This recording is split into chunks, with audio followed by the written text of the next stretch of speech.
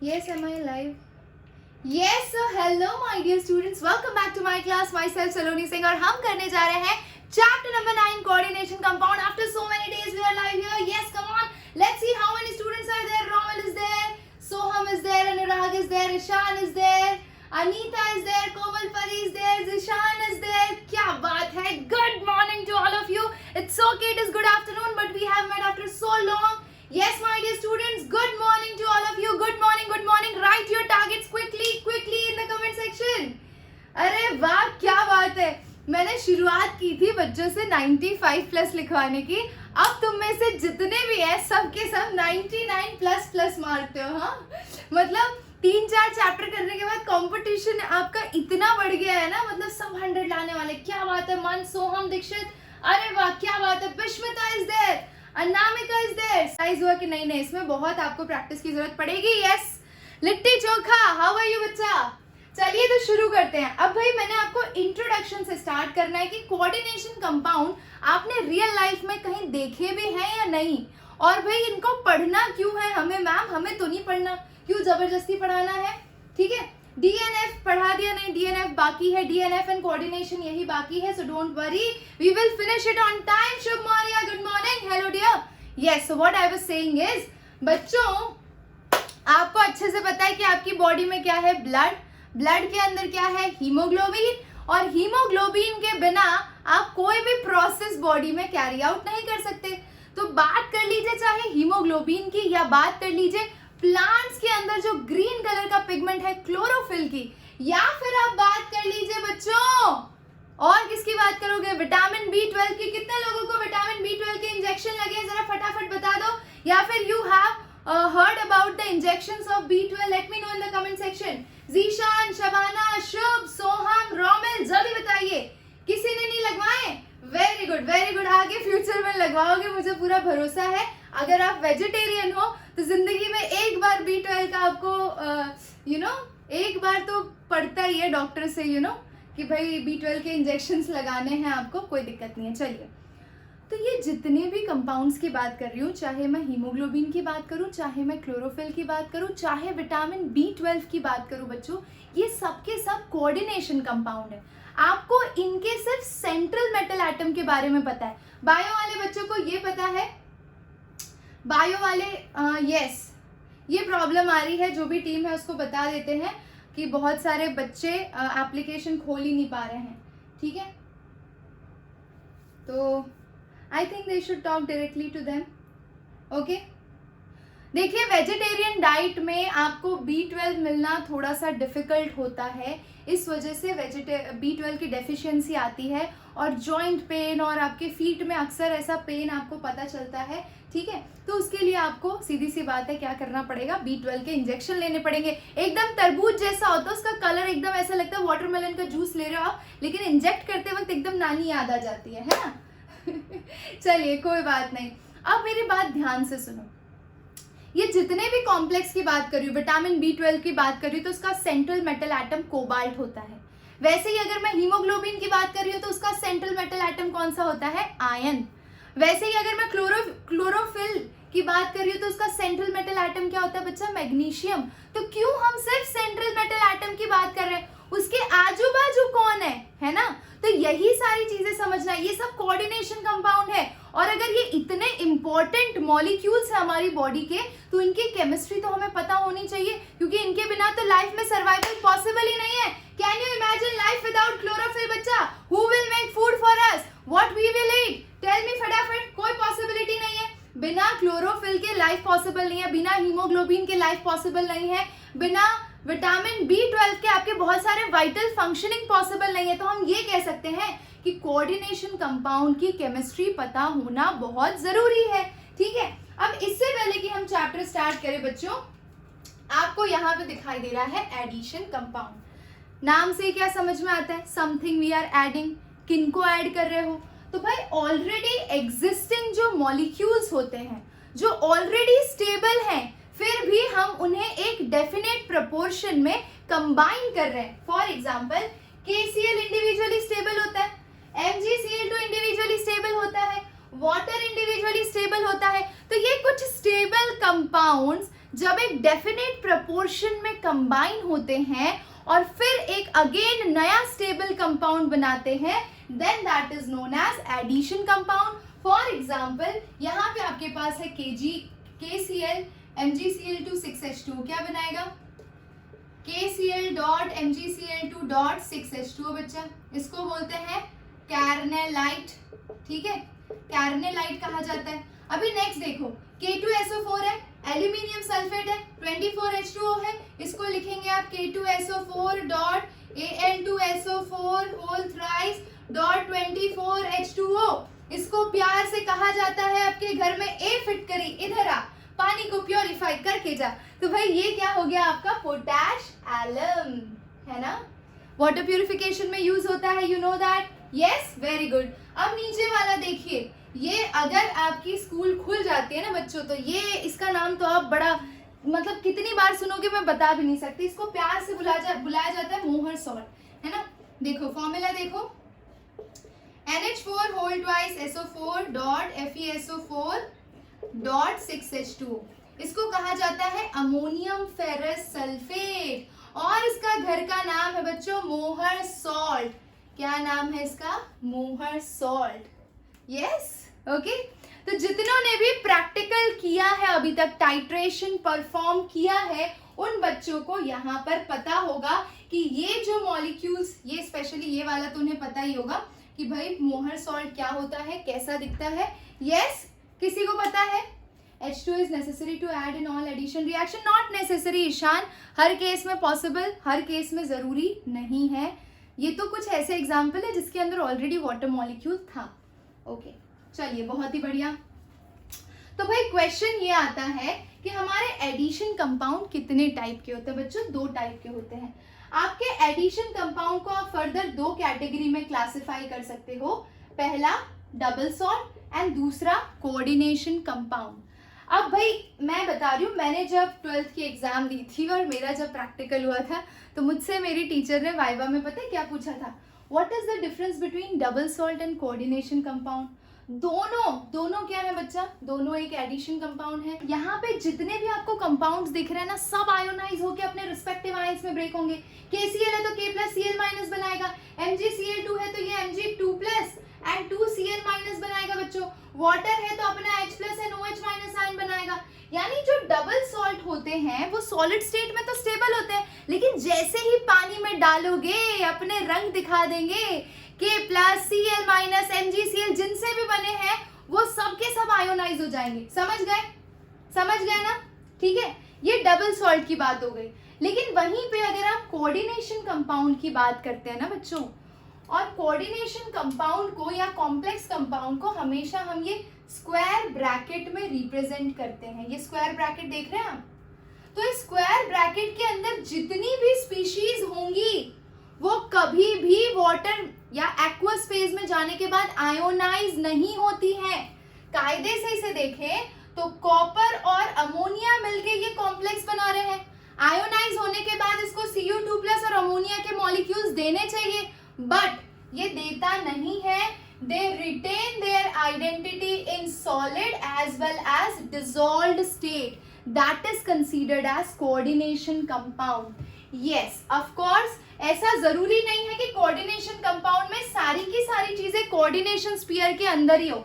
Square bracket के अंदर जितनी भी चीजें होती है उसे हम बोलते हैं कोऑर्डिनेशन एंटिटी, और जो भी उसके अंदर है इस रीजन को बोलते हैं कोऑर्डिनेशन स्फीयर.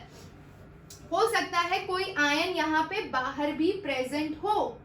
ठीक है, जो इस स्क्वायर ब्रैकेट के बाहर आयन प्रेजेंट होगा वो आयोनाइज होगा, लेकिन जो कुछ भी स्क्वायर ब्रैकेट के अंदर है बच्चा वो कभी भी आयोनाइज नहीं होगा. Is it clear? जल्दी से हाँ या ना में जवाब दीजिए. ये 2+ था ना रे? हाँ, क्लियर हो गया बच्चों सबको? Very good. तो मुझे बताइए इस केस में कितने आयन जनरेट होंगे? ये जो कोऑर्डिनेशन कंपाउंड है इसमें कितने आयन जनरेट होंगे इस केस में? जल्दी बताओ. कोमल परी, एकता कपूर, ये जीशान, ईशान, अरे वाह क्या बात है, वेरी गुड. इस केस में आपको 0 आयंस मिलेंगे. हाँ, अगर इस स्फीयर के बाहर कोई आयन होता तो वो आयोनाइज होता. स्फीयर के अंदर है तो कुछ भी आयोनाइज नहीं होगा। इन शॉर्ट हम बोल सकते हैं कि जो डबल सॉल्ट होते हैं ना बच्चा, वो प्रेफर करते हैं आयोनिक बॉन्ड बनाना। वो कैसा बॉन्ड बनाते हैं? Ionic bond. और आयोनिक बॉन्ड पानी में जाने के बाद मस्त आयोनाइज हो जाता है। लेकिन अगर आप कोऑर्डिनेट कंपाउंड या कोऑर्डिनेशन कंपाउंड की बात कर रहे हैं तो they tend to form covalent bond as well as ionic bond, दोनों बॉन्ड बनाते हैं। कोवेलेंट बॉन्ड में भी स्पेशली कौन सा bond? Coordinate bond. Coordinate bond या डेटिव बॉन्ड जिसे बोलते हैं, which is a special case of covalent bond, and as well as they form ionic bond. ठीक है, तो ये हर तरह के बॉन्ड दिखा सकते हैं। ठीक है, समझ गए?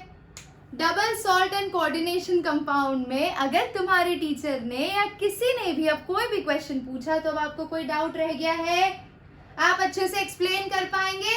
बच्चा वही अच्छे से एक्सप्लेन कर पाएगा जिसको खुद को बहुत अच्छे से समझ में आया हो। अगर आप नहीं एक्सप्लेन कर पा रहे तो समझ जाना आपको वो चीज उतने अच्छे से समझ में नहीं आई है। समझ गए? Very good. चलिए, बहुत ही स्मार्ट हो गए। अब क्वेश्चन ये आता है कि मैम ये सब तो ठीक है, ब्रैकेट में होता है उससे क्या? अनुज यादव, हम अब इसकी केमिस्ट्री में धीरे धीरे अंदर घुस रहे हैं कि क्या होता है ऐसा कि स्क्वायर ब्रैकेट के अंदर आयोनाइजेशन पॉसिबल नहीं है। ठीक है, अब सुनो ध्यान से। Who was the first scientist to look up into the chemistry of this coordination compounds? इतने सारे साइंटिस्ट थे, सब अलग अलग काम में लगे थे भाई, तो ये कौन सा साइंटिस्ट था जिसका ध्यान कोऑर्डिनेशन कंपाउंड्स पे गया और उसकी केमिस्ट्री के बारे में उसको जानने की इच्छा, जिज्ञासा जागी और उसके बारे में उसकी ज्योमेट्री कैसे होती है, उनकी प्रॉपर्टीज क्या होती है, वो कैसे एग्जिस्ट करते हैं, किस फॉर्म में स्टेबल होते हैं, किस तरह के आइसोमर्स बनाते हैं। भाई हर चीज जानने के लिए पहला जो साइंटिस्ट था वो पैदा हुआ था जिनका नाम था वर्नर, और वर्नर ने अपनी थ्योरी दी जिसे कहा जाता है वर्नर थ्योरी। बच्चा, for his work in this field he got Nobel prize also. Imagine उस टाइम पे ऐसे काम करना कितनी बड़ी बात होती थी। आज तो हम एक प्रिस्क्राइब्ड सिलेबस को फॉलो करते हैं, उसे समझने में भी हमें दिक्कत हो जाती है। एंड उस टाइम पे जब ये चीजें थी ही नहीं, at that time he was thinking beyond imagination. समझ रहे हो?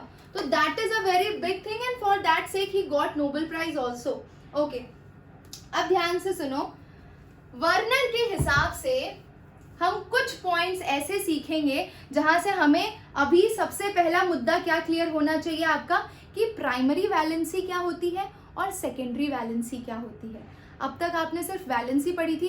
कोऑर्डिनेशन कंपाउंड्स के अंदर आपके पास प्राइमरी वैलेंसी भी होती है, सेकेंडरी वैलेंसी भी होती है। तो चलिए देखते हैं, है ना। See, Werner explain properties of coordination compounds in terms of structure. पहला point, metals have two type of linkage, they show either primary यानी 1 डिग्री लिंकेज और दे शो सेकेंडरी लिंकेज, है ना। अब क्वेश्चन ये आता है कि प्राइमरी लिंकेज कौन दिखाता है और सेकेंडरी लिंकेज कौन दिखाता है बच्चा। तो भाई आपकी primary valency it is satisfied by negative ion, satisfied by negative ion, ठीक है। सेकेंडरी वैलेंसी जो होती है this is satisfied by negative ion और न्यूट्रल स्पीशीज। अब ये सब क्या है मैं आपको एग्जांपल देकर समझाती हूँ। पहले इनके डिफरेंस, पॉइंट्स ऑफ डिफरेंस लिख लीजिए प्राइमरी एंड सेकेंडरी वैलेंसी के, फिर हम कोबाल्ट क्लोराइड का एग्जांपल मस्त वाला लेंगे और आपको एकदम क्लियर हो जाएगा, ठीक है। जो प्राइमरी वैलेंसी होती है बच्चा, दे आर आयोनाइजेबल। जो सेकेंडरी वैलेंसी होती है दे आर नॉन आयोनाइजेबल, ठीक है। इतना समझ में आया। हर चैप्टर की quick one shot revision video YouTube पर कब डालेंगे आप? वेरी सून भाई, खत्म तो करने दो चैप्टर खत्म करने के बाद ये सब टंटे करेंगे, कोई दिक्कत नहीं है, ठीक है। अच्छा, they are ionizable. Primary valency is also referred to as oxidation number, और जो सेकेंडरी वैलेंसी होती है उसे हम बोलते हैं कोऑर्डिनेशन नंबर। भाई नोट्स बनाते जाना, जो मैं यहाँ पे लिखवा रही हूँ यही चीज आपको लिखनी है नोटबुक में, इससे ज्यादा कुछ करना नहीं है। समझ रहे हो? समझते समझते लिखोगे तो भाई वो नोट्स अलग लेवल के होंगे, आपकी अलग लेवल की अंडरस्टैंडिंग होगी उसको पढ़ने के बाद। समझ रहे हो? Okay, very good. चलिए अब जरा हाँ स्क्रीनशॉट लेना है तो ले लो, पता नहीं स्क्रीनशॉट अलाउड है कि नहीं, गो अहेड, ठीक है। अच्छा देखो अब मैं इसमें एग्जांपल देती हूँ आपको। तो अगर मैं प्राइमरी वैलेंसी की बात कर रही हूँ बच्चों, और मेरे पास कंपाउंड है COCl3, तो मुझे बताओ यहाँ पे कोबाल्ट की वैलेंसी कितनी होगी, जल्दी से बता दो। COCl3 में कोबाल्ट की valency +3। Very good Ekta Kapoor, पुष्मिता, कोमल, रोमिल, अरे वाह क्या बात है। अनामिका ने भी सही उत्तर दिया है, ईशान के साथ पैकेट फ्री 3 का धमाका, क्या बात है।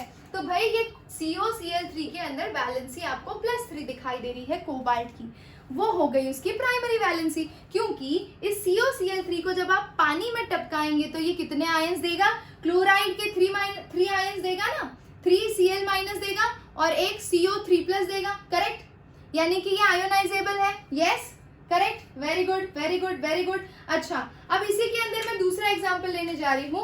अगर मैंने यहाँ पे लिख दिया बच्चों, I think this part is visible, हाँ, COCl3.6NH3, ठीक है। अब ये मेरा एक कॉम्प्लेक्स स्पीशीज है, ठीक है। COCl3.6NH3 के अंदर अगर आप प्राइमरी वैलेंसी देखेंगे कोबाल्ट की, तो वो क्लोरीन सेटिस्फाई कर रहा है, कि क्योंकि क्लोरीन कैसा आयन है, नेगेटिव आयन है। देखो यहाँ पे 2 स्पीशीज है ना, पहले तो आपको ये आइडेंटिफाई करना पड़ेगा कि कौन प्राइमरी वैलेंसी दिखा रहा है और कौन सेकेंडरी वैलेंसी दिखा रहा है। तो मैंने स्पेशली मेंशन किया है कि अगर आपका आयन नेगेटिव है तो वो प्राइमरी वैलेंसी दिखाएगा, और अगर आयन आपका न्यूट्रल या नेगेटिव है तो वो सेकेंडरी वैलेंसी दिखाएगा। यहाँ पे अमोनिया न्यूट्रल है, तो सीधी सी बात है कि न्यूट्रल है तो वो सेकेंडरी दिखाएगा, तो बचा कौन, क्लोरीन, वो नेगेटिव आयन है तो वो प्राइमरी वैलेंसी दिखाएगा। अच्छा उसके हिसाब से जाए तो इसकी प्राइमरी वैलेंसी है 3 और इसकी सेकेंडरी वैलेंसी कितनी हो जाएगी, क्योंकि यहाँ पे अमोनिया के 6 मोल्स अटैच है बच्चों, तो यहाँ पे इसकी सेकेंडरी वैलेंसी कितनी हो जाएगी, 6। Is it clear? अरे छक्का मारा आप सभी ने, यहाँ पे 6 समझ में आया, क्यों आया? NH3 is acting like or satisfying the secondary valency of a central metal atom। यानी ये देखो, अब तक मेटल से वैलेंसी सेटिस्फाई करते थे, अब कोऑर्डिनेशन कंपाउंड के अंदर जो मेटल्स होते हैं उनकी 2 रानियां होती हैं, एक प्राइमरी वैलेंसी सेटिस्फाई करने वाली और एक सेकेंडरी वैलेंसी सेटिस्फाई करने वाली। Is it clear? नेगेटिव वाला सेकेंड भी हो सकता है, नहीं, लिसन केयरफुली, हमारे पास एक नेगेटिव आयन है और एक न्यूट्रल स्पीशीज है। मैंने बोला कि जो सेकेंडरी वैलेंसी सेटिस्फाई करता है, या वो तो नेगेटिव आयन भी हो सकता है या न्यूट्रल स्पीशीज भी हो सकता है। तो अगर न्यूट्रल है तो न्यूट्रल को आप प्रेफरेंस दे रहे हैं यहाँ पे सेकेंडरी वैलेंसी सेटिस्फाई करने के लिए, और क्लोरीन को दे रहे हैं प्राइमरी वैलेंसी सेटिस्फाई करने के लिए। मुझे ये बताइए बच्चा कि अगर आपका COCl3.6NH3 पानी में डालते हो तो वो कितने आयंस, कितने क्लोराइड आयंस देगा, पहले ये बता दो। मैम नेगेटिव वाला सेकेंडरी भी हो सकता है, यस हो सकता है, वो भी एग्जांपल्स हम देखेंगे। ये तो मैंने एक ही एग्जांपल लिया है, अरे भाई ऐसे मतलब thousands of examples are there, we will check one by one. इस एग्जांपल के हिसाब से आप अपना आंसर दे दो फटाफट। ओके 3Cl- आयन देगा। अमोनिया मॉलिक्यूल पानी में जाने के बाद आयोनाइज नहीं होगा, क्योंकि वो सेकेंडरी वैलेंसी इस केस में सेटिस्फाई कर रहा है। समझ गए, यहाँ तक समझ गए, क्योंकि अमोनिया यहाँ पे नॉन आयोनाइजेबल है। यस मान, very good very good very good. Okay तो भाई हम ये कह सकते हैं कि हर मेटल की टेंडेंसी होती है कि वो अपनी primary as well as secondary valency को सेटिस्फाई करे। अब एक काम करो, फटाफट स्क्रीनशॉट मारो, ये लिख रहे हो तो लिखो, जो करना है करो फटाक से, so that we can move ahead and let me know if you are done. Yes Vaishali, I will try to give you recorded. I am recording it on my phone, don't worry. Okay, along with that it will be on this platform also, so don't worry. Okay, चलिए done very good. चलिए I am going to erase this. Okay.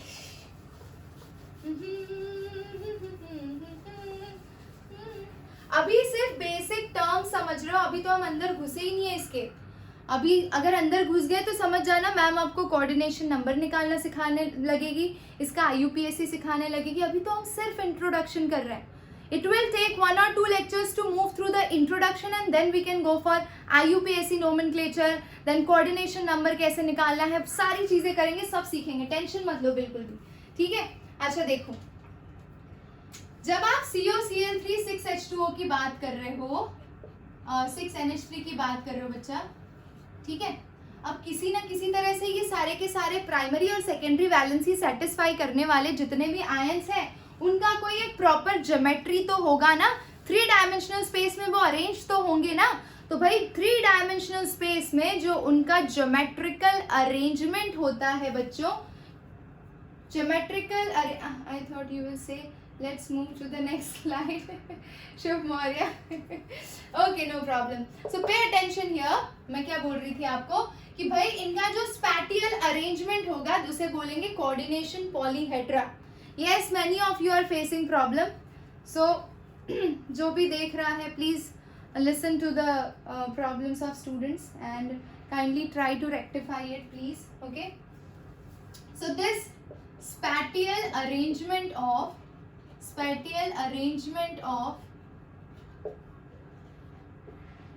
surrounding atoms which satisfy 1 degree and 2 degree valency is known as coordination polyhedron.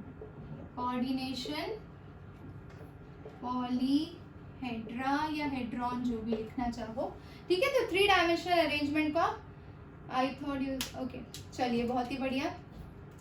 अब आ जाते हैं कुछ और points जो हम Werner's theory की डिस्कस करेंगे। वर्नर्स थियोरी ने बच्चा कौन से फैक्टर्स लिए, कौन से ऐसे पैरामीटर्स लिए जिसके बेसिस पे उन्होंने कोऑर्डिनेशन कंपाउंड का स्ट्रक्चर और उनकी प्रॉपर्टीज को प्रिडिक्ट किया। तो हम देखते हैं उन्होंने कौन कौन से फैक्टर्स को ध्यान में रख के अपनी पूरी प्रिडिक्शन की है। सबसे पहला उन्होंने देखा प्रेसिपिटेशन विथ AgNO3, ठीक है। AgNO3 के साथ कौन प्रेसिपिटेट आउट होता है, जिसके पास भी क्लोराइड होता है कि नहीं, पता है ना। AgNO3 के साथ chlorine containing compound white precipitate देता है AgCl का, यस और नो। वैशाली धीमन ने यस बोला है। व्हाट अबाउट अदर्स, कोमल परी, शबाना, शुभ, वेरी गुड, एकता कपूर, क्या बात है, विश्मिता, लिट्टी चोखा, वाह क्या बात है। यहाँ देखो PPT विथ AgNO3, ठीक है। दूसरा पॉइंट जो कि बहुत ही ज्यादा इंपॉर्टेंट है, it also depends upon conductance measurement of solution. Do you remember conductance measurement of solution. आप मुझसे पूछोगे मैम यहाँ पे कंडक्टेंस का क्या लेना देना है ना। अब जरा इमेजिन करो, आपके पास कोई कॉम्प्लेक्स कंपाउंड है, उसकी प्राइमरी वैलेंसी भी है, उसकी सेकेंडरी वैलेंसी भी है। उसकी सेकेंडरी वैलेंसी नॉन आयोनाइजेबल है, प्राइमरी वैलेंसी आयोनाइजेबल है। जब वो पानी में जाएगी तो कितने आयंस फॉर्म हुए उसके हिसाब से उसका कंडक्टेंस होगा, और कंडक्टेंस के बेसिस पे आप ये समझ जाओगे कि कितने ग्रुप ऑफ एटम्स उसकी प्राइमरी वैलेंसी को सेटिस्फाई कर रहे हैं। समझे कि नहीं समझे? रोमिल, कोमल, अनीता, अनामिका, ईशान, विस्मिता, यस और no, very good very good. Again I am repeating, fine. क्या बोला मैंने? कंडक्टेंस आपको मेजर करना है। कंडक्टेंस किसके ऊपर डिपेंड करता है? आयंस के मोशन के ऊपर। आयंस कहाँ से आएंगे? प्राइमरी वैलेंसी, यानी कि जो भी आपका कोऑर्डिनेशन कंपाउंड होगा उसके अंदर जो एटम या group of atom primary valency satisfy कर रहे होंगे वही पानी में जाने के बाद आयोनाइज होंगे। तो कंडक्टेंस मेजर करके हमें ये पता चल जाएगा कि कितने आयंस आयोनाइज हुए, कितने आयंस आयोनाइज हुए मतलब उसकी प्राइमरी वैलेंसी कितने आयंस सेटिस्फाई कर रहे थे। ईशान, धीमन, नहीं समझे? अरे वाह, क्या बात है। COCl3 है आपके पास, COCl3.6NH3 पानी में आपने डाला इसका कंडक्टेंस मेजर करने के लिए। Cl- के 3 आयन होंगे, उसके बेसिस पे उसका कंडक्टेंस आएगा। तो उसके बेसिस पे आप ये जज कर सकते हो, ओके आयोनाइजेबल तो सिर्फ प्राइमरी वैलेंसी होती है, यानी कि 3 क्लोरीन के एटम ऐसे हैं जो प्राइमरी वैलेंसी सेटिस्फाई कर रहे हैं। समझ गए ना? यस, कंडक्टेंस से ये चीज कैसे लिंक्ड है? Very good very good very good. Okay, so precipitate से पता चला, दूसरा कंडक्टेंस से पता चला, और तीसरा हम फॉर्म करेंगे आइसोमेरिक बिहेवियर ऑफ कॉम्प्लेक्सेस। ठीक है, तीसरा है आइसोमेरिक बिहेवियर ऑफ कॉम्प्लेक्सेस। तो ये तो आइसोमर वाला जो सेक्शन है वो इस बार एक्सक्लूड कर दिया गया है ऑफ कॉम्प्लेक्सेस। ठीक है, आइसोमर वाला पार्ट तो एक्सक्लूड कर दिया गया है, तो मजे करो। ठीक है, तो हमारा पूरा फोकस होगा फर्स्ट पॉइंट और सेकंड पॉइंट पे। सेकंड पॉइंट भी डिटेल में आपके टेक्स्ट बुक में इतना नहीं दिया है, so we are focusing on precipitates with AgNO3। इस पे बोर्ड एग्जाम्स में कई 1 मार्क के 2 मार्क के क्वेश्चंस मैंने देखे हैं, और मैं बता दूंगी किस टाइप के हैं। थोड़े से एकदम ट्रिकी हैं। यस, स्टेट बोर्ड वाले मैम, नेट खत्म होने वाला है। अरे भाई शबाना बच्चा, ये टॉपिक हम कवर करेंगे, टेंशन मत लो। जब आएगा तब आपको बता दूंगी क्या करना है उसके अंदर। ठीक है, इतना टेंशन नहीं लेने का, आपको पता तो है आप जो बोलते हो मैम वही करती है ना। बच्चों को समझ में आना चाहिए, बाकी तो जय Shri Ram. Okay, listen carefully, this is your complex. कैसे आइडेंटिफाई होती है चीजें, शांति से सुनना। ठीक है, CuNH3 4 टाइम्स, और यहाँ पे Cl2 कर लेते हैं, तो क्लोरीन अंदर हो जाएगा, सल्फेट बाहर हो जाएगा, तो मजे आ जाएंगे।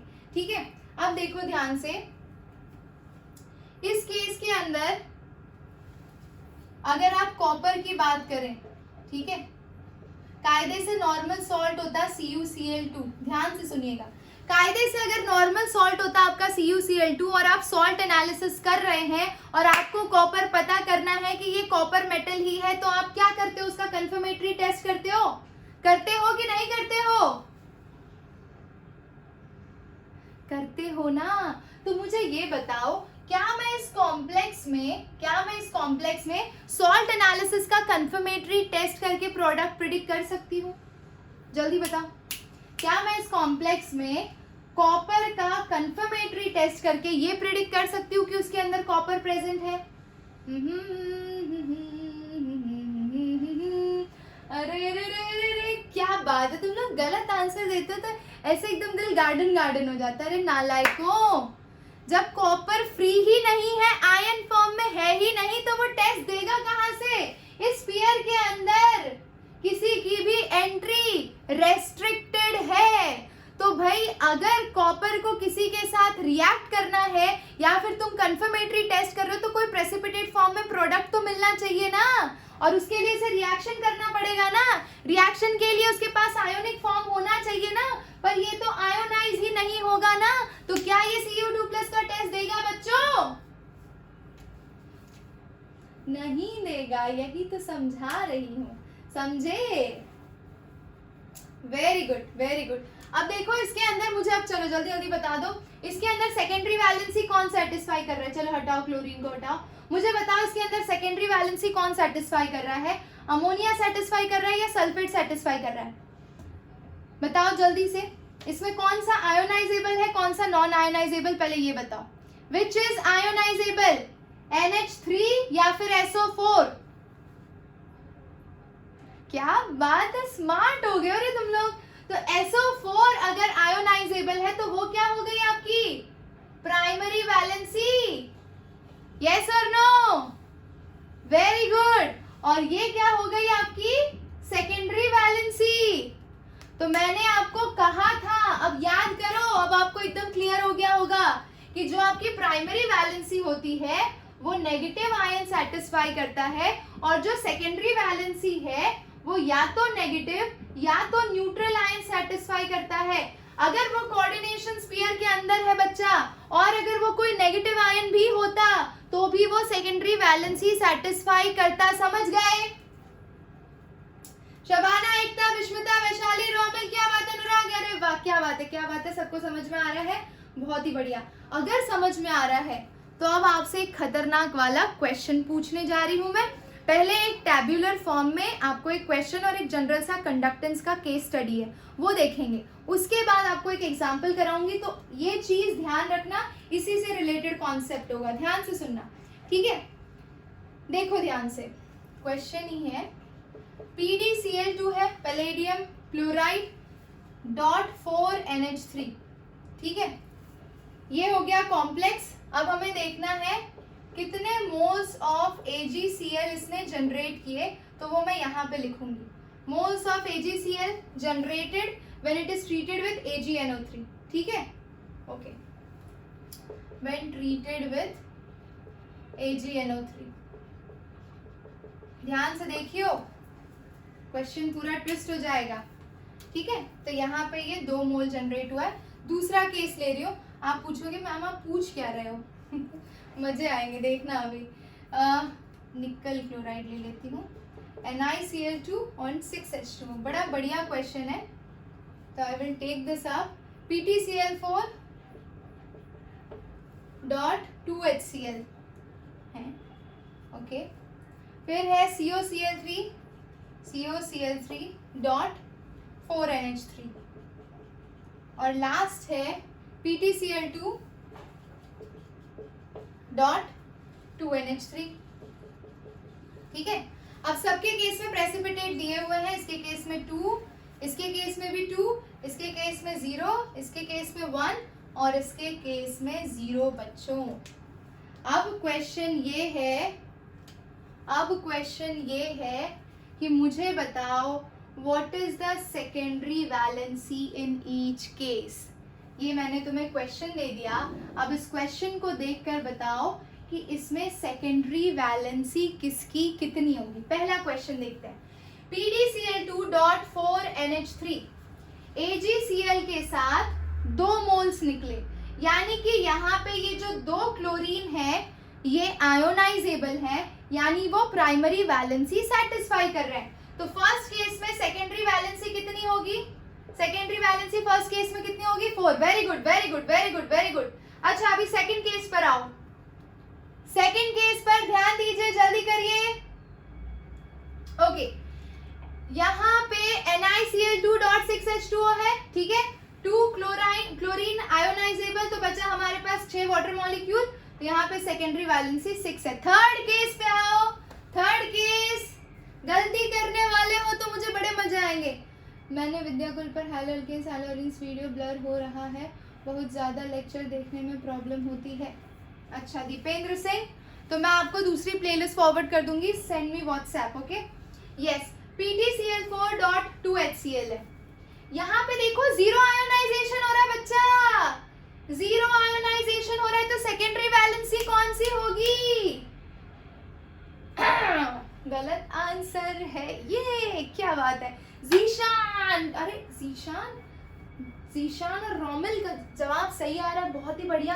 तो देखो जब यहाँ पे कुछ आयोनाइज ही नहीं हो रहा, मतलब सबके सब जितने भी आयंस इन्वॉल्व हैं सबके सब सेकेंडरी वैलेंसी को कंट्रीब्यूट कर रहे हैं। तो यहाँ पे 4 + 2 कितना हो जाएगा? 6। यहाँ पे 1 यानी 1 आयोनाइज हो रहा है। टोटल कितने हैं? 4 अमोनिया के, 3 क्लोरीन के, यानी 7 है। 7 में से 1 निकालो, कितना होगा? 6, ठीक है। तो इस केस में 6 होगा सेकेंडरी वैलेंसी। लास्ट केस में देखो, PtCl2.2NH3 0, तो 2 + 2। किसी को कोई डाउट है प्राइमरी एंड सेकेंडरी वैलेंसी में? एकदम क्रिस्टल क्लियर हो गया है। क्या बात है, ट्रस्ट मिया, मैं इसमें बहुत सफर कर चुकी हूँ, इसलिए बता रही हूँ। इसको इतना शांति से कराया, कायदे से इसको एक डेफिनेशन में उड़ाया जा सकता था, ठीक है। कोमल परी बच्चा, शांति से देखो, शांति से। आपको पता है कि क्लोरीन ही है जो AgNO3 के साथ रिएक्ट करके AgCl के प्रेसिपिटेट बनाता है। अगर मैं 2 मोल प्रेसिपिटेट बना रही हूँ, यानी ये दोनों क्लोरीन आयोनाइजेबल हैं और वो उसकी प्राइमरी वैलेंसी हुई, तो बचा कितना? 4 अमोनिया। यस, जिनको भी नहीं समझ में आया है उनके लिए मैं रिपीट कर रही हूँ, काम डाउन, ओके। यस, दूसरा केस देखो, यहाँ पर क्लोरीन के 2 और वाटर के 6, ऑल टुगेदर 6 + 2 7 लिंक्ड इसके साथ एटम्स या ग्रुप ऑफ एटम्स है, निकल के साथ 7 चीजें लिंक्ड है, ठीक है। उसमें से 2 आयोनाइजेबल है। कौन आयोनाइज होगा? क्लोरीन ही आयोनाइज होगा। तो बचे आपके पास 6 जो नॉन आयोनाइजेबल है। तो वो हो गई उसकी सेकेंडरी वैलेंसी। समझ गए? तीसरे केस में आओ, 4 + 2 6, टोटल 6 लिंक्ड आयंस है या फिर न्यूट्रल स्पीशीज है उसके साथ, लेकिन यहाँ पे कोई भी प्रेसिपिटेट आउट नहीं हो रहा है, यानी सब के सब सेकेंडरी वैलेंसी में इन्वॉल्व है। तो 4 + 2 वो हो गई उसकी सेकेंडरी वैलेंसी। Yes ma'am. और किसी को कोई डाउट है? शबाना, अरे भाई बताओ, काम की बात करो, पता नहीं क्या लिख रहे हो, बता दिया सब। अब यहाँ पे डाउट क्लियर करो पहले अपना। ओके, किसी को कोई डाउट यहाँ पर? बिल्कुल नहीं ना? आगे बढ़ सकते हैं हम? वेरी गुड, चलिए आगे बढ़ते हैं। अब मैं आपको एक और क्वेश्चन देती हूँ। Arrange the, you have taken the screenshot for this side, you have to arrange the following complex species I am going to give you based on their conductivity या फिर conductance, कौन कितना इलेक्ट्रिसिटी कंडक्ट करेगा उसके basis पे आपको arrange करना होगा। तो मुझे बताइए, इलेक्ट्रिसिटी कंडक्शन प्राइमरी वैलेंसी पे डिपेंड करेगा या सेकेंडरी वैलेंसी पे? विश्वता, जीशान, शुभ, कोमल कुमारी, शबाना, रामिल, जल्दी बताइए। ओहो, ये बात प्राइमरी पे डिपेंड करेगा, बहुत ही बढ़िया। चलो तो कुछ एग्जांपल ले लेते हैं। CONH34 CONH34Cl2, ये पहला कॉम्प्लेक्स हुआ आपका, ठीक है। फिर K4FeCN6, फिर तीसरा लेते हैं K2PtCl6, ठीक है। चौथा ले लेते हैं, एक और एग्जांपल ले लेते हैं, NiNH34। Okay, now arrange. Maximum किसका होगा बच्चों? जल्दी देखो, यहाँ पे तो कोई आयोनाइजेशन नहीं होगी, 0 आयोनाइजेशन। यहाँ पे 4 इसके और ये कोऑर्डिनेशन स्फीयर अकेला एक्ट करेगा, तो 4 + 1 5। यहाँ पे कितने होंगे? 2 इसका और कोऑर्डिनेशन स्फीयर के अंदर 1, तो 3। यहाँ पे कितना? 0/0। अरे तो फर्स्ट और फोर्थ तो सेम लेवल पर है, और सेकंड और थर्ड में से सेकंड मैक्सिमम है, और फिर आ रहे हैं थर्ड। समझे कि नहीं समझे? क्या बात है एकदम। मैम रिपीट करना एक बार। अच्छा बच्चा, यहाँ पे कितने आयंस फॉर्म होंगे वो चेक करना है आपको, ठीक है। तो K4FeCN6 है, तो ये तो आयोनाइज होगा, स्फीयर के अंदर वाला है वो आयोनाइज नहीं होगा। ये पूरा एक आयन की तरह बिहेव करेगा, ये पूरा आयन की तरह, ये तो पूरा, इसके अंदर तो कुछ आयोनाइजेशन ही नहीं है, ये सिंगल स्पीशीज की तरह बिहेव करेगा। यहाँ पे 4 + 1 5, यहाँ पे 2 + 1 3, और ये वाला 0, मतलब एक ही एज सिंगल एंटिटी बिहेव करेगा। तो उसके बेसिस पे इलेक्ट्रिकल कंडक्टिविटी पहला वाला है CONH3 4 times Cl2। एग्जांपल्स लिख लिए हैं, स्क्रीनशॉट ले लो। We will move to the next topic, जल्दी करिए। अगला टॉपिक है हमारा, अब हम बढ़ेंगे सारी डेफिनेशंस की तरफ। कोऑर्डिनेशन कंपाउंड क्या है, मेटल आयन क्या है, लिगैंड क्या है, क्योंकि प्राइमरी सेकेंडरी वैलेंसी समझाना was a very important task. Yes, very good, done. चलिए आगे बढ़ते हैं बच्चों। अरे टाइम भी हो गया है तुम्हारा, बताओ। इतने दिनों बाद क्लास ली, मजा आ गया, मुझे तो बड़ा मजा आया, तुम लोग भी बता दो। और इस चैप्टर में काफी चीजें ऐसी है ना, कॉन्सेप्चुअल हैं, तो we will enjoy writing and doing it.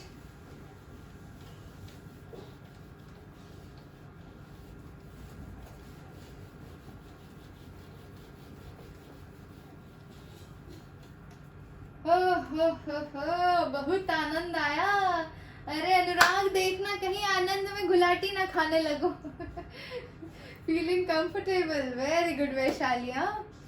बहुत मजा आया मैम। अरे वाह जीशान, क्या बात है। चलिए आ जाते हैं प्यारी प्यारी डेफिनेशंस जो आपको एग्जाम में काम आएंगी। इंट्रोडक्शन अब शुरू हुआ है। चलिए सबसे पहले बात करते हैं कोऑर्डिनेशन कंपाउंड क्या होते हैं। यस बच्चा, सब लिख लेना, फिर ना आपको एक ही लाइन में सब कुछ बता दूंगी, है ना। एक एग्जांपल लूंगी और उसी में सब कोड डालेंगे हम एकदम। 2 आवर्स क्लास ले लो। अरे Ekta Kapoor okay, a coordination entity which contain which I will write a coordination entity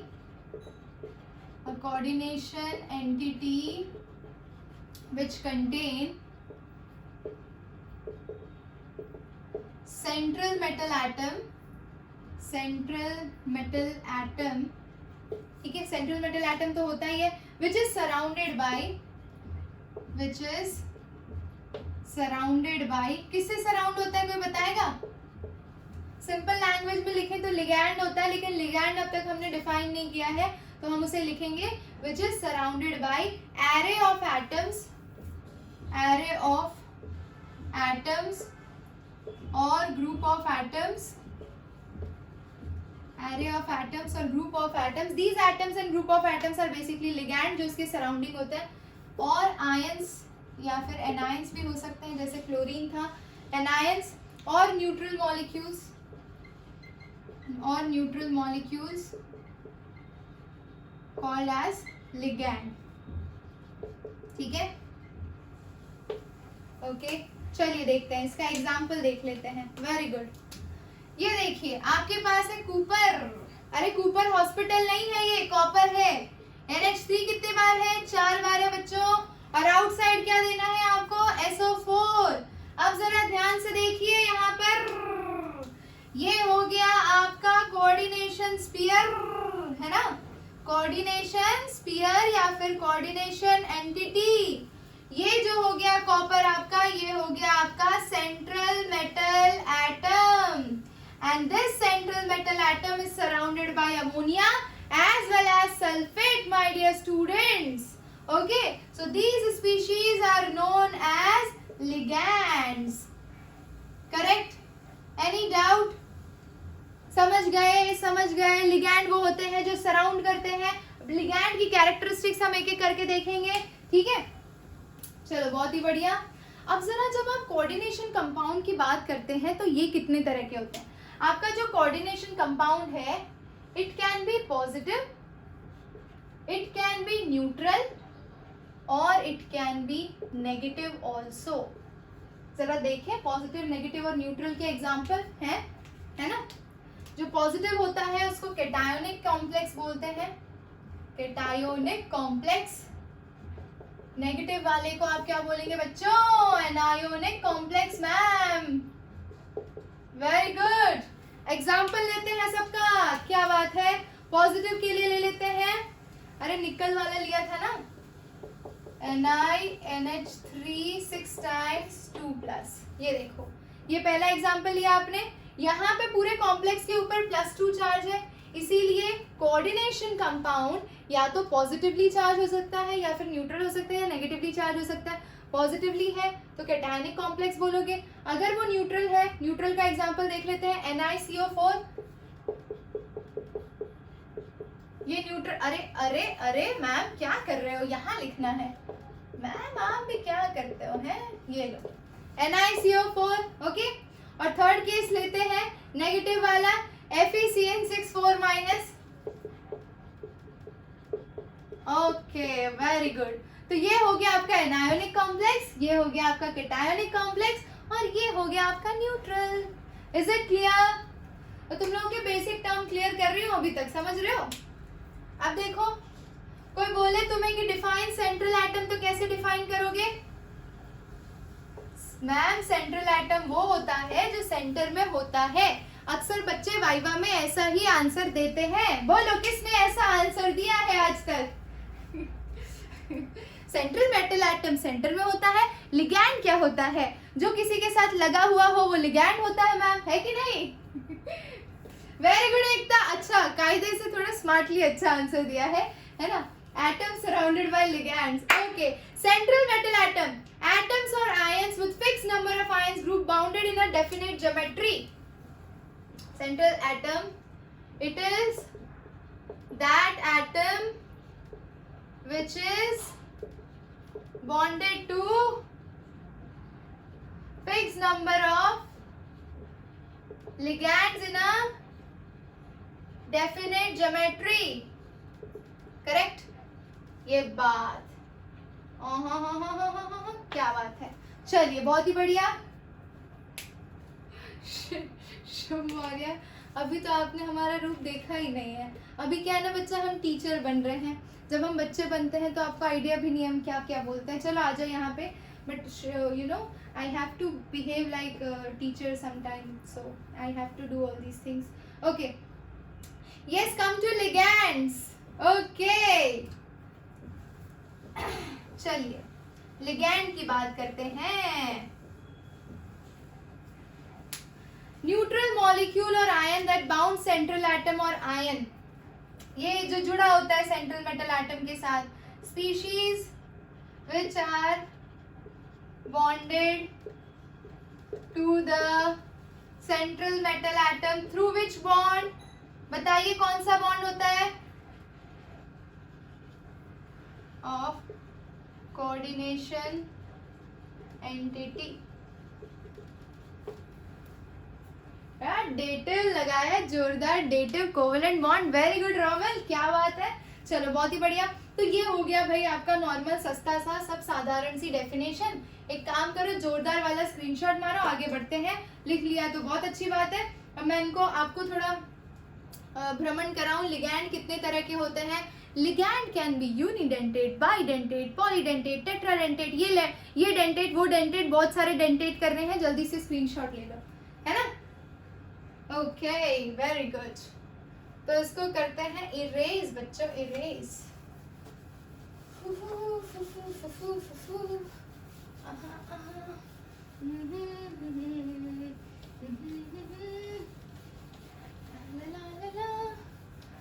ये वो चैप्टर है जिसे सौतेला माना जाता है केमिस्ट्री में। पूछो क्यों? क्योंकि बच्चा पी ब्लॉक तक पहुंचते पहुंचते इतना थक जाता है कि उसको लगता है D and F block and coordination compound अब मैं सेकंड बुक के बाद करूंगा।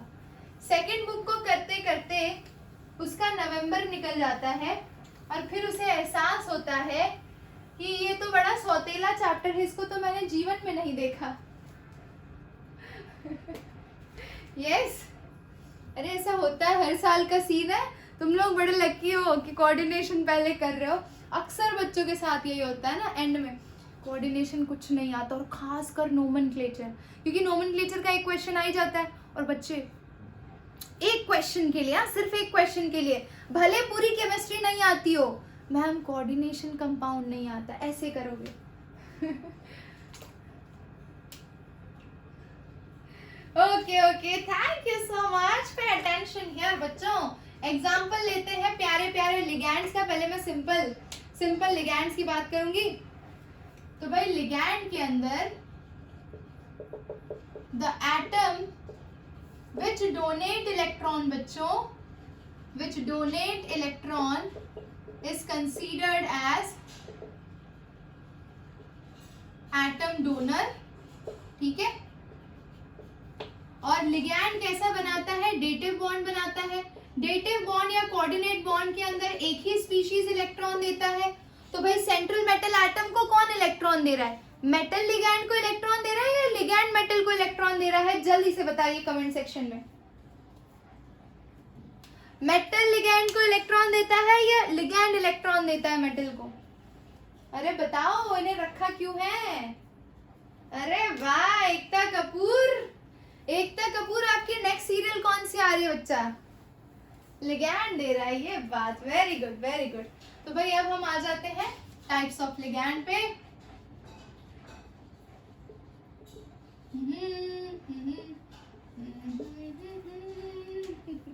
चलो देखो, टाइप्स ऑफ लिगैंड में बच्चों यूनिडेंटेट है, बाइडेंटेट है। बाइडेंटेट को आप और क्या लिख सकते हो? डाइडेंटेट भी लिख सकते हो उसको, ठीक है। अब यूनिडेंटेट कौन सा होगा? जिसके अंदर एक ही डोनर साइट होगा। जिसके पास दो डोनर साइट है उसे बाइडेंटेट कहा जाएगा। ट्राइडेंटेट होगा तो उसके पास कितने डोनर साइट होंगे? 3 एंड सो ऑन। टेट्रा कर सकते हो, हेक्सा कर सकते हो, हेप्टा कर सकते हो, ऑक्टा कर सकते हो, जो अच्छा लगे वो कर सकते हो, ठीक है। वेरी गुड, क्या बात है। तो भाई ये चीज हो गई। अब हम इसके अंदर स्पेशली यूनिडेंटेट के एग्जाम्पल्स देखेंगे, ठीक है। यूनिडेंटेट या मोनोडेंटेट के एग्जाम्पल देखेंगे। हाँ, वह मैक्सिमम हो भाई, एक से ज्यादा हो, more than one donor side, तो उसे आप पॉलीडेंटेट बोलते हैं। More than one donor side, then it is known as polydentate ligand, correct. बहुत ही बढ़िया, क्या बात है। हाँ ओके, एम्बीडेंट अभी नहीं कराया, एम्बी वाला कराएंगे। यहाँ पर आ जाओ, मोनोडेंटेट। मोनोडेंटेट बच्चों, अब इसमें तो भाई क्या ही बोलूं, जितना लिखो उतना कम होगा। मोनोडेंटेट है ना, हाँ, मोनोडेंटेट या यूनिडेंटेट, ठीक है। पहले इसके अंदर नेगेटिव वाले करेंगे। I think I should provide you this list, क्योंकि बहुत सारे हैं, सब लिखने जाएंगे तो शाम हो जाएगी। कोई बात नहीं, चलो देखते हैं। यहाँ पे नाम लिखेंगे उस आयन का, ठीक है। नेक्स्ट लिखेंगे उसका सिंबल क्या यूज करते हैं हम, उसके ऊपर चार्ज क्या है और उसका एब्रीविएशन क्या है, ठीक है। Name of the ligand, normal नाम अलग होता है एंड नेम ऑफ लिगैंड अलग होता है, ठीक है। चलो आ जाओ, सबसे पहला कौन सा ले, नीली से लिखते हैं, हैलाइड। हैलाइड सिंबल क्या होता है, X माइनस, चार्ज क्या होता है बच्चा, -1, और लिगैंड के टर्म्स में इनका नाम प्यार से हलीडो हो जाता है। अरे ओ हलीडो हलीडो हलीडो हलीडो लाल हलीडो। कितने बच्चे गुजराती, कितने बच्चे गुजराती, सनेडो सनेडो सनेडो लाल सनेडो, किसने सुना है। चलो हाइड्रोक्साइड, हाइड्रोक्साइड क्या होता है, OH माइनस, चार्ज कितना होता है इसके ऊपर बच्चों, -1, और इसका नेम ऑफ लिगैंड क्या हो जाएगा, हाइड्रोक्सो। मतलब जब आप इसका IUPAC नोमेनक्लेचर करेंगे ना, और तब अगर OH आता है कोऑर्डिनेशन स्फीयर के अंदर या बाहर, तब आपको इस लिगैंड का नाम हाइड्रोक्सो यूज करना है, ना कि हाइड्रोक्साइड। गेटिंग इट, इसीलिए ये सारे नाम हमें लिखना पड़ेंगे, ठीक है। साइनाइड का क्या हो जाएगा, साइनाइड, Cn माइनस, चार्ज कितना आएगा, -1, साइनाइडो। सबको डोडो कर दो। Dodo, you know there is one species, flying species, यानी कि एक बर्ड है डोडो जो एक्सटिंक्ट हो गया है। Yes yes, okay. Oxide, oxide बच्चों, O2 माइनस, -2, ऑक्सो बोलते हैं इसको, हाँ ऑक्साइड को ऑक्सो बोलते हैं। यस, परऑक्साइड को परऑक्सो। परऑक्साइड, परऑक्साइड कहीं दिख जाए तो क्या करोगे, O2 2 माइनस, -2 चार्ज, और इसको बोलेंगे परऑक्सो। चलिए आगे बढ़ते हैं। कार्बोनेट को कार्बोनेटो, CO minus, O minus, double bond O है ना, CO3 2 माइनस बोलते हैं, चार्ज -2 होता है, और इसको बोला जाता है कार्बोनेटो, ठीक है। इन सब के पास सिर्फ एक ही डोनर साइट है, इसीलिए इसे हम बोलते हैं मोनोडेंटेट नेगेटिव लिगैंड्स, यानी नेगेटिवली चार्ज एनायंस हैं ये। मैंने बोला था ना कि जो लिगैंड्स होते हैं आपके, वो न्यूट्रल भी हो सकते हैं, वो नेगेटिव भी हो सकते हैं, वो पॉजिटिव भी हो सकते हैं। तो लिगैंड के अंदर अगर आप बात कर रहे हैं मोनोडेंटेट की, तो मोनोडेंटेट के ये नेगेटिव पढ़े आपने, मोनोडेंटेट के न्यूट्रल पढ़ोगे, मोनोडेंटेट के पॉजिटिव वाले भी पढ़ोगे, तो बहुत लंबी लिस्ट है, ठीक है। तो आई थिंक हमें इसके आगे अगले क्लास में कंटिन्यू करना चाहिए। मैं अगले क्लास में क्या करूंगी, पहले से आपको यहाँ पे पूरा लिख के लिस्ट दे दूंगी और एक आपके ग्रुप में फॉरवर्ड कर दूंगी, तो you can easily go through it, क्योंकि वो हमें काम आएगा नोमेनक्लेचर करते वक्त। समझ गए ना, समझ गए ना बच्चों। तो अगली क्लास में हम कंटिन्यू करेंगे चीलेशन से। चीलेट्स क्या होते हैं, चीलेटिंग एजेंट क्या होते हैं, कोऑर्डिनेशन कंपाउंड के कोऑर्डिनेशन नंबर निकाले कैसे जाते हैं, और फिर बढ़ेंगे IUPAC। तो कल का हमारा मेन मुद्दा होगा कोऑर्डिनेशन नंबर निकालना, और परसों का मुद्दा IUPAC निकालना, ठीक है। समझ गए। ले लो स्क्रीन, ले लो स्क्रीन का शॉट भी ले लो। Bye bye. Take care, Ekta Kapoor. See you in the next class. Till then, take care. Love you all. Bye bye. Tijli ma'am please admin. ओ तिजली, तिजिल ले लो भाई इसका नंबर. Bye bye. Take care. See you. Love you all. चलिए bye.